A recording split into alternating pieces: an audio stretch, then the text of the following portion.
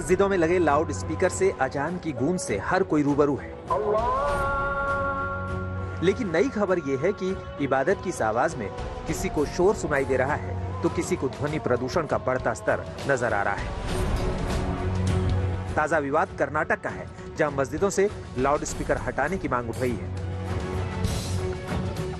कर्नाटक में तो बाकायदा हिंदू संगठनों ने विरोध का मोर्चा बुलंद कर दिया है। प्रदर्शन की तस्वीरें बेंगलुरु और कलबुर्गी की हैं। एक पक्ष की दलील है कि कई साइलेंट जोन में भी मस्जिदों में लगे लाउड स्पीकर से तेज आवाज में अजान से परेशानी होती है। कर्नाटक में ध्वनि प्रदूषण नियम के तहत डीजीपी ने सभी धार्मिक संस्थाओं को नोटिस भेजा है। इसके अलावा पब और नाइट क्लब को भी डीजीपी की ओर से नोटिस भेजा गया, जिसमें सख्त चेतावनी है कि अगर नियमों का उल्लंघन हुआ तो कानून के तहत कार्रवाई होगी। कर्नाटक में सभी मस्जिदों को नोटिस जारी हुआ है, जिसमें कहा गया है कि निर्धारित डेसिबल स्तर के भीतर ही लाउड स्पीकर से अजान की आवाज होनी चाहिए। As a part of preventing and minimizing this sound pollution, so it is not applicable to one religion or anything. It applies to all. A law applies to each and every citizen.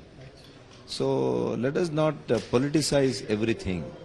We have to respect the views and the judgment of the law of the land. देखिए, जो high court का आदेश है उसको तो सभी लोग पालन करना चाहिए, लेकिन किसी एक राजनीतिक उद्देश्य से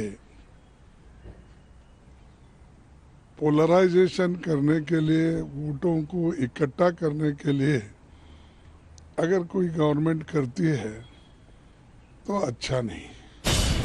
कर्नाटक में हिंदू संगठनों ने इसे लेकर बीजेपी सरकार को अल्टीमेटम दिया है। कहा जा रहा है कि मस्जिदों से लाउड स्पीकर बजने से बच्चों, रोगियों, बूढ़ों और छात्रों को परेशानी होती है। बस अब राज मुंबई सरकार का कहना है कि लाउड स्पीकर मस्जिद में हो या मंदिर में तेज आवाज में बजाना गैर कानूनी है। अजान की आवाज का विवाद पहले महाराष्ट्र में उठा, जो बढ़ते बढ़ते पड़ोसी कर्नाटक में चला गया।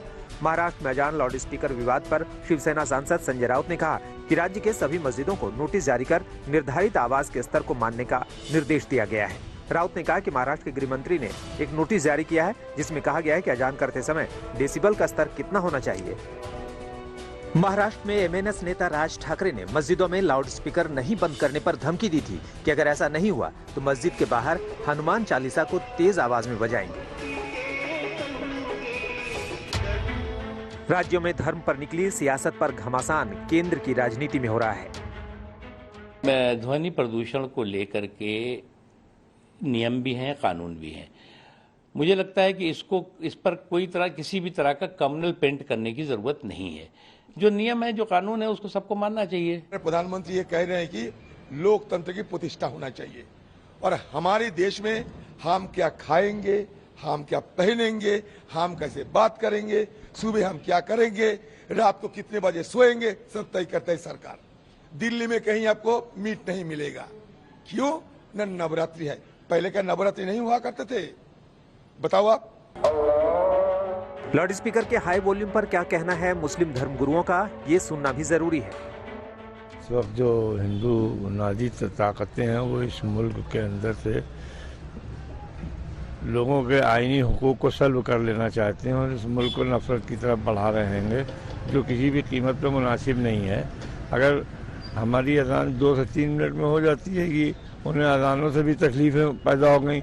जो अखंड पाठ होता है, रात दिन चलता है, 24 घंटे होता है, उस पर उनको प्रदूषण नहीं नजर आ रहा है। पूरे हिंदुस्तान में एक माहौल बनाया जा रहा है, नफरत का माहौल बनाया जा रहा है, और कहीं अजान को लेके, कहीं नमाज को लेके, कहीं मीट को लेके, कहीं और दूसरी चीज़ों को लेके। मैं समझता हूं कि लोगों को प्राइम मिनिस्टर से सबक लेना चाहिए कि जब बंगाल में अजान हो रही थी तो बाकायदा उन्होंने अपने माइक को शट डाउन कर दिया था।